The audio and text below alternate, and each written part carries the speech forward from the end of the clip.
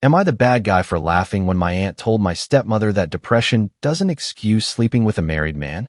Sorry for the long title. I really had no idea what title to explain the situation. My first language is Spanish. Long story short, 2 years ago my father left my mother to go with his mistress, whom I will call Alice. Common name. My mother never had any idea about the infidelity.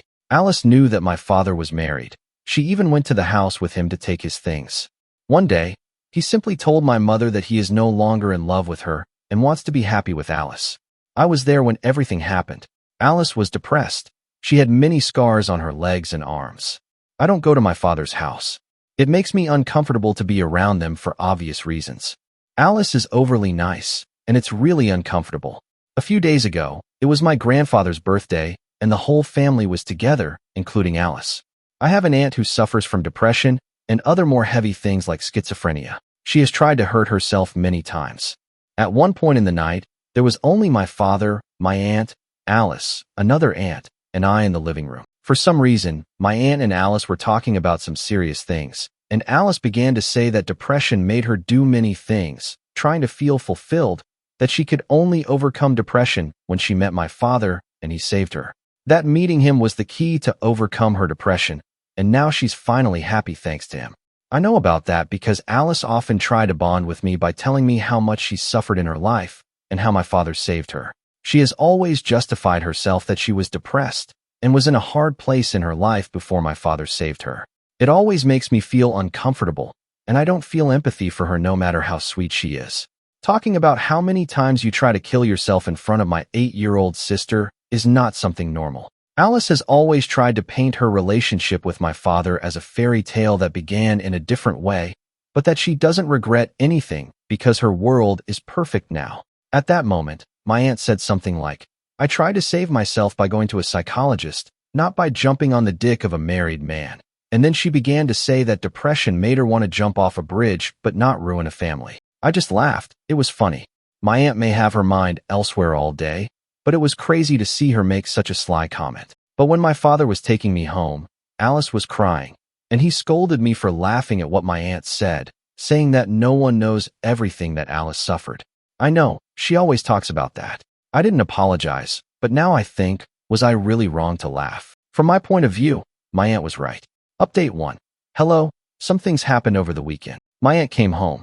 I live with my mother and told my mom what happened. My mother hates my dad for obvious reasons, but still she's been really nice to him and tried to keep us out of all those problems they have. My mother is honestly a saint. My sister is an 8-year-old girl, and she really hates Alice. Alice once tried to get along with my sister and told her about the time she wanted to commit suicide and how my dad saved her. After that, my sister came home asking my mother if she had ever thought about committing suicide. That's not a question an 8-year-old girl should ask, and my sister even asked me questions about suicide after that. I don't really know what else exactly Alice said to her, but it definitely affected her as a little girl. It's not even something you should talk about with a girl of that age. My mother was furious, and since that day, she forbids my father to have my younger sister near Alice, as she considers her a dangerous and unstable person around children. Since that day, things have been really tense between my father and my mother. My little sister doesn't want to visit our father, so she is fine with this. My aunt told my mother that Alice talked about it again, but this time in front of me. Apparently, my father and Alice were totally forbidden to talk about these things in front of me too. I'm not a little kid, but apparently that was the arrangement my mother made with my father when she set boundaries for them. My aunt told her what happened that day, and I confessed to my mother that Alice and my father talk a lot about those suicide attempts in front of me, which is something I should have talked about before, but at that moment I didn't want problems and decided to just ignore them. I told my mom that for that reason I am not going to my father's house anymore, and my mother got very upset with him. The next day, she went to talk to my father. I don't know what they talked about. She just came back saying that Alice can't get close to us anymore. She told me that she can't forbid me from being near my father, and that's my decision, but Alice is extremely forbidden to set foot in the same place where I and my sister are. My paternal grandparents agreed, and my aunts too. They knew about the situation with my younger sister. I haven't spoken to my father, but my cousin told me that my father argued with my grandfather. He often says that Alice is a good person and we don't understand the pain she suffered, so I guess he's upset with all of us now for our great lack of empathy, as he always says. I don't know, At least now I won't see them for a while. It was a boring update, but that's what happened. Haha. Update 2. Hi. I wasn't planning to make another update, but we've had a lot of problems with Alice. Too many. And I think now even my father has realized that she's crazy. I have stopped going to see my father, and my father's parents stopped allowing him to go with Alice to their house, since I am there a lot, and my mother does not allow her to come near me or my sister. Alice began to have the strange behavior of starting to send me texts. First, she apologized to me, but insisted that my father misses me and my sister. I replied to her that my mother does not allow us to talk to her, and she said that she is my father's partner, so we have to get used to her being around. She started to talk badly about my mother, saying that I'm too young to realize it, but my mother is manipulating us, and that's wrong because she's not allowing us to be a family. I'm young, but I'm not dumb. I didn't answer her again and showed the messages to my mother, who spoke to my father again. My father knew nothing about this and apparently had an argument with Alice about this, since now my mother is planning to take away his last name from our name to end this shit show and protect us. I don't understand too much about this, but in my country you can go to court and take out your father's surname, making him have no right over you anymore. I honestly believe that neither my sister nor I would have any problem with this, but I think my mother just said that to scare him. This is something I heard from my aunt, and I don't know how much of this is real, but my father has been staying at my grandparents' house. One of those nights, Alice went to knock on the door looking for him just to argue. She and my father began to argue. Alice yelled at my dad that he couldn't leave her like that, but nothing else happened because my grandfather kicked her out. My aunt also told me that my father told her that Alice sends him messages like, "If you leave me, I will kill myself. You can't leave me." So my father is afraid of leaving her and afraid of her. Less than 2 days ago, I found out that my father had to leave work quickly because she sent him goodbye messages. Nothing happened to her. She just cut her arms as always. My aunt said that this is something that Alice has always done, even when the affair started. She sent him messages saying that she was about to commit suicide so that my father would go to her. This is something that Alice also told me, but in a more romantic way. It always scared me. I have no contact with my father, and I avoid him when he's at Grandpa's house. But as far as my aunt has told me, he doesn't know what to do, since he misses us, but is afraid to leave her and that she will kill herself. I feel bad for thinking this, but I'm really relieved to be hearing all this from afar. I'm so thankful that my mom forbade us to see her before all this happens, and honestly, this is his karma, so I'm not going to get into this now. To the next story. Story 2. My husband and I are on the brink of divorce, and we are desperately seeking advice. Throwaway account due to friends' family following the main account, omitting some personal information for sake of anonymity. I'm going to try and make a timeline of events in our relationship for context. TLDR at bottom. Met when we were 9, started dating at 12. Mind you, this was that middle school type of dating. He cheated on me when we were 15 or 16. At this point, we were on again, off again, which continued until we were 17. I got a full ride to a university across the country for athletics and academics. When I was 18, my first and only semester there, I hated it. I hated the team and the coaches, and I had no friends. He flew out to visit me, and we got engaged at 18 years old. He flew back a little over a month later, and we had a courthouse wedding. I came home after the semester finished. He was 18 and I was 19 when he joined a very difficult, prestigious branch of the military. He left for 3 months for training, which was difficult, but we did fine. He came back for a few weeks and then left for a few more months for school for his particular job. During this time, I would later find out, he signed himself up on Bumble and paid $50 plus dollars in upgrades for more swipes. He insists he never met anyone from it, and no conversations that he had were ever anything more than introductions. He also, again I would later find out a few years later, spent over $600 at a strip club. He says he was pressured by seniors to go and ended up paying for a VIP room for one of his buddies because he got the room and then didn't have the money to pay for it, and my husband said his friend was going to get into trouble. That weekend, he would go up and down the coast going to various clubs and another strip club, from what I've gathered. At 19, we moved states and got our first house together. At 20, he deployed. This would be a very difficult time in our lives, and even more difficult after he got home. He developed a pornography addiction while deployed. I remember sitting on the back bathroom floor at 4 in the morning refreshing one of his social media accounts, which I could see his following numbers go up about every 5 minutes. All porn accounts. He pressured me for pictures and videos, and I would feel guilty for not doing the things he wanted, and I felt like if I didn't, he was just going to find someone else to do it for him. He came home 6 months later, and we were okay. Except I noticed after a few weeks that as soon as he came home from work, he would practically beeline straight to the bathroom and shower for 45+ minutes sometimes. I would even go into the bathroom after, and I could tell he dropped the bottle of lube on the ground, and it was still slippery, or I could see the ring on the counter from the bottom of the bottle. I did my best to ignore it until one day I saw a charge on our account for $30 to someone with a very interesting name. I confronted him, and he immediately looked away, took a deep breath, brushed his hand through his hair, and sputtered out a quick excuse that it was his buddy's wife who bought them all lunch during work. I don't know why, but I said okay and left it at that. He got up a few minutes later saying he felt sick and went to lay down. I got a text from him an hour later saying he was sorry and that he developed a pornography addiction over deployment, and he sent money to a girl for her premium Snapchat or something. He says he felt so guilty he didn't even look at anything, and he deleted her right after he sent the money. I realized that the day this transaction took place, he had bought me flowers. He has never done that before, not even on any special occasions.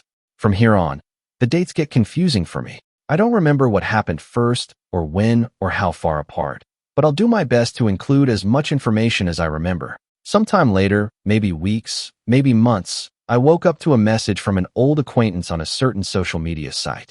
I think we were still 20 or maybe 21. I don't remember what exactly she said, something along the lines of, "I just wanted you to know Rex said this to me," or something like that. He had messaged her the night prior whilst drinking at a friend's house down the road that he loved and missed her. I wish so badly I could remember more, but for some reason I can't. I know she said something like, "You can't be saying that, you're married." And he said something along the lines of, "I don't care." I screamed at him to wake up, but he was still drunk. I told him I wanted a divorce.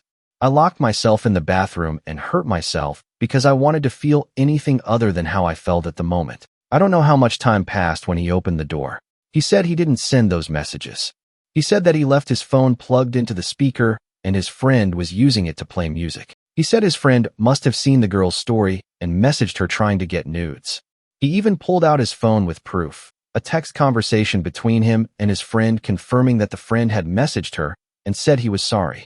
I don't know why, but I believed him immediately. I remember having the most euphoric feeling of, I don't know what the word is, but whatever you feel when you let out a breath you've been holding and say, "Oh, thank God."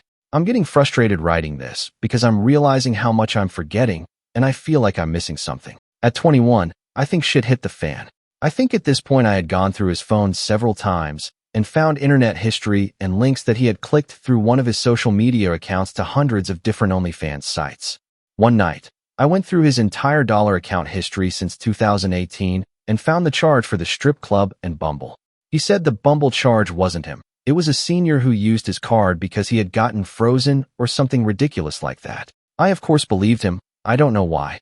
I can't remember at what point I found out that he lied about messaging the girl on social media. I think it was after I had looked through his phone again and I found text messages between him and his friend that was the one who allegedly sent the messages. His friend said something like, "Bro, I can't even go to parties that your wife is at because she hates me LOL," or something like that, but they both confirmed what I didn't want to believe. My husband had taken my phone, deleted the messages sent to me by the girl, and got his friend in on this elaborate story. I can't remember when I found out that he did in fact download and pay for upgrades on Bumble. I think I just knew at this point he was lying and grilled him long enough that he relented. He said he never met anyone or anything, and he said during the conversation, "I only paid for the upgrade because no one would ever swipe for me," or something like that. I can't remember at what point we went illegal on base and got information to file for divorce. I'd never seen him cry before besides one other time after we got married at the airport. He cried so hard, and he wouldn't let me see, just hugged me and buried my face in his chest so I wouldn't see. He said he didn't want to leave, but he cried constantly after I told him this was it, and that I had an appointment in, paperwork filled out to file for divorce. I'd never seen him like this before, constantly saying he was sorry, deleting every social media account he'd ever owned, crying at the drop of a pin, saying things like he will never marry again. I could have everything in our savings. He'd pay for me to finish college if that's what I wanted. I relented, and we went to marriage counseling. He stepped up a lot. He was never on his phone anymore, would keep his phone unlocked and face up on the table, told me I could go through it anytime I asked, promised to stop watching porn. He even started cleaning the house and making dinner before I got home from work. He stopped drinking with his friends. It was a complete 180. For a while, the issues started to arise when every little thing would trigger a panic attack. He couldn't hang out with his friends without me freaking out. He began drinking with his friends again, maybe a few weeks later. One night, he wasn't home by the time he told me he would be, and I just broke. I ended up in the hospital, and it was just the start of this toxic cycle. He would do something that would trigger me, whether it be drinking with his friends or the occasional YouTube short I would see in his watch history of a half-naked woman with her tits out and bouncing up and down. I would scream at him and berate him and degrade him because I wanted him to feel exactly how I felt. I think marriage counseling eventually helped a lot after the hospital. I finally got my own therapist. She was my best friend. I still text her to this day. I didn't have any friends where we lived. He worked with his friends every day, and every weekend they would all party. I didn't have anyone. My friends and family were back home. I'm shy and have really bad social anxiety and have always had trouble making friends because I can't seem to ever open my mouth when there's more than 3 people in the room. Whenever he would leave to go anywhere, I felt so alone. I think at 22 our marriage really started improving again.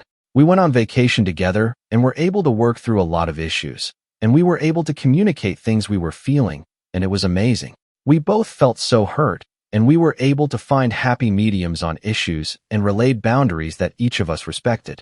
I was 23 when I moved home a few months before his contract ended. He tied up his loose ends on the house and work, and he moved back home with me. He tried working a night shift blue-collar job making good money, even more than he made in the military, but he hated it. He hated everything about it. He missed his friends and his job. His friends were his family. This was the first time I'd ever seen him truly depressed. 5 months later, he joined a different branch of the military. I didn't want him to. I wanted him to stay and have a normal life with me. I wanted to work normal jobs and have a family. He doesn't. He said he doesn't even want a family. I had started nursing school, and my best friend whom I hardly ever got to see had a baby. I finally had a group of friends and family I was able to hang out with every week. He left and got stationed in a different state, but only about 600 miles away this time, far but drivable. He came home for a visit after only a week of being there. We were doing good at this point, texting and calling a lot. A little over a month ago, he left to go across the country for a 6-week exercise in the desert. He didn't have his phone for most of it, but he was able to text me once. Over a week ago, he didn't text again after that until I messaged him letting him know that a pet of mine had died. He replied immediately. I've realized that he has had his phone, but just hasn't been talking to me. Yesterday, he texted me in the morning letting me know that he was going to spend an upcoming holiday with an old military friend from his previous branch, and then the holiday after that he wanted to go see his extended family in a different state. We've talked a lot since then, not about anything good. I've asked why he's pushing me away, and he said he's focusing on his goals. I said I felt like I was being put on the back burner until he was ready to acknowledge me in our marriage, and I tried to tell him he didn't have to be alone and that I would support him. He said, "You can't though? You say you can, but you didn't support college or the CIA, so I kind of felt I should just do this alone and get rid of some of the negativity." And I realized he was right. He brought up college when we were about 21, maybe 22, and I actually scoffed at him because I didn't realize he was being serious. I didn't believe he could do something like that. He barely graduated high school. He went to 4 different high schools, total never getting above a 1.5 GPA. I tried doing his homework to keep him afloat, but he didn't care. I even got him enrolled in the same online academy that I attended due to public school not fitting around my athletic schedule, and I had to do every class and every assignment for him because he would never do them. He ended up graduating from what you would call an alternative high school. After telling me he wanted to go to college, he then told me he was going to join the CIA. This was just unfathomable to me. I didn't know what to do because he wanted my support, but I also didn't want to lie to him and tell him I believed in him. I guess I still don't, and I feel awful. And I can't imagine the feeling of your spouse not supporting you unconditionally. I don't know how to support him in something I just don't think he can do. And now we're here. Neither of us want a divorce. Both of us know our relationship hasn't been the best. We both don't know what to do. I would feel so lost and empty without him. I've known him for more than half of my life. Our personalities are formed around each other. We talk the same. We have the same mannerisms. We experience growing up together and becoming adults together. I just want to add that these experiences I've listed were the worst times. We've had amazing experiences together. We have so much damn fun together. He makes me laugh more than anyone else can. He knows everything about me and has been there for every important moment in my life. I'm absolutely terrified of the future. I'm scared to tell my family if we get a divorce. I don't want to be another statistic. I know we got married young. I know we are a military family. I know that most of these marriages ended in divorce, but I really thought we were different. I don't want to start over. I'm almost 24 and I know that's still considered young, but I've known him for 14 years.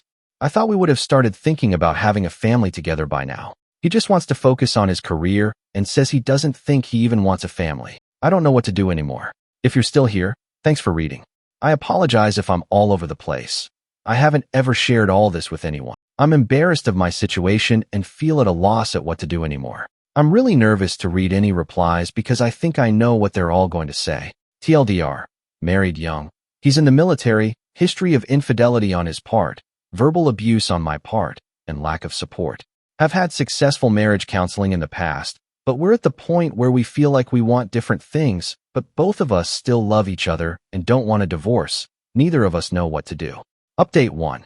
After over 1,000 people castigating me in the comments section, I wanted to sort of give an update and answer a few questions. First off, yes, I can in fact type like a normal person. I had every intention of creating this post with anonymity, which obviously went down the drain as soon as I started typing. I didn't think this would get more than a couple thousand views and a handful of comments. I typed out every ignominious detail because I needed to see for myself everything in one spot. Someone said I must be exhausting to be around if I tell my friends and family all this. Well, you'll be happy to know that no one knows. I have never told any of my friends and family even a percentage of what has happened. That's why I ended up writing an epic. I wanted someone to know everything and tell me what to do because my brain has become this convoluted, the rose-colored type of convoluted mess of I don't even know. I have made my husband out to be this strong, loving, endearing, charismatic provider, and I know why. I've spent my entire life wanting to be the very best at everything. My dad's favorite thing he used to say to me every day after practice was, "Second place is just the first loser," and I have held on to that. I was the best. I was the best at school. I ranked number 1 out of my high school class of over 700 people. I have hundreds of medals and trophies. I did take second place at nationals one year, even though that doesn't feel like an accomplishment to me. I know it should be, but after dropping out of college and leaving behind a full-ride athletic and academic scholarship, I wanted it to be worth something. I never told anyone I left because I hated it and couldn't deal with it. I told everyone I got married and he joined the Marine Corps and I wanted to support him. I didn't want anyone to realize that I couldn't hack it. I wanted it to be worth it. And if I had marriage problems or if I got divorced, it would have just been for nothing. I would have lost again and I can't lose. I grew up hiding in my closet hearing my dad scream at the top of his lungs at my older siblings because they averaged CS and DS in school. I knew what losing would get you, and I would not lose. My mom cheated on my dad when I was a kid. I remember waking up one morning to them screaming on the front lawn, my mom trying to get into her car to go to work, and my dad grabbed her arm and ripped her out of the car. They don't know that I saw that. They worked through it, if that's what you want to call it. I thought that was what you were supposed to do. I thought that marriage was supposed to be hard, and you were supposed to put every ounce of yourself into fixing your ups and downs. Many have asked if I want to live the rest of my life like this. Of course I don't. Who the hell would want that? Why did I stay even after the first time? Well, starving people will eat anything. I have actually read every single comment, even the hurtful ones. Goddamn, you guys are brutal, and I needed it. I needed over 1,000 people telling me I'm a blind idiot to realize that marriage isn't supposed to be like this, and that I deserve better because I do. I do deserve better, and for all those saying I'm not going to leave because I haven't yet, I will prove you wrong. I'm not going back anymore. I'm not going to settle. I had heard the phrase sunk cost fallacy, but I didn't know what it meant. I do now. Thank you to everyone. Even the ones who believe this post was a creative writing assignment. It gave me a laugh realizing that my life and my marriage has been so bad that it's unbelievable. Last side note. Yes, I did comment with my main account a few times. It doesn't even matter anymore, and feel free to shoot me a message and tell me I got this because I'm going to need it. I feel like I've been pulled near the edge of a cliff and I can't find my footing. I don't know where the ground is and when it will come, but I know wherever I land it will be better than where I am currently. Update 2. Hi everyone, it's been almost a year. I can't believe it's been almost an entire year. I don't think I've ever made an update like this before, so hopefully I do it right. and it's not removed. I meant to update sooner. I really did. But I have been busy living my life to the fullest extent possible. I can honestly say I didn't even think it was possible to enjoy life this much. I have never experienced happiness like this. I'm honestly having a hard time putting it into words how amazing my life has become. I filed for divorce probably within 48 hours of making that post. Papers were signed a month later. Divorce was finalized 2 months after that. It was completely uncontested. We shared no assets, no children. Thank God. It was actually a lot easier than I expected it to be. Honestly, the hardest part was telling my family, especially my mom. Everyone loved him so much because I unfortunately made him out to be so perfect. It was pretty much a slap to the face for her to find out. I felt awful. She cried for days, but she was so supportive of me. Everyone was so damn supportive of me. I turned 25 soon. I decided to get my nurse practitioner license, so that's the track I'm on right now. I've made an incredible amount of friends this year. If I'm not working, I'm out having fun. I'm always doing something fun every day. I'll try to reply to any comments, but you know I'm so busy these days. I have truly begun to find myself, and I'm damn awesome. I am capable of so much, and I am brave. I am so brave. I did make one special friend from my original post, Brianna.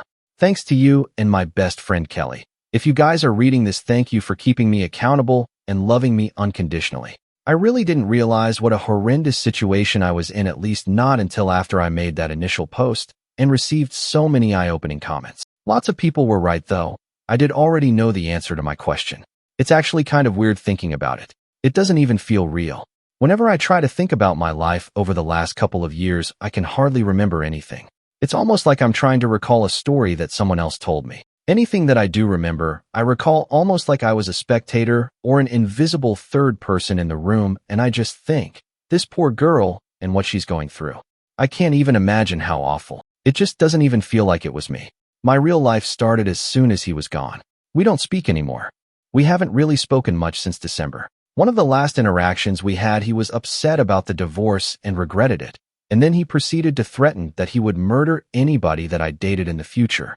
Yes, it's documented to the best of my ability. I don't think he would ever actually do anything like that. He hasn't even been back in the state this year. I think he's too busy. Last I heard through the grapevine, he got drunk, had a one-night stand, and got some girl pregnant. She wants to keep the baby. He doesn't. I think she even took a brick to his car and smashed the hell out of it. If I could give him one last piece of advice, it would be to start a savings account for this poor kid's future therapy bills, and to ask him if he ever realized that almost all of his monumental life mistakes have been committed under the influence of alcohol. But alas, it isn't my problem.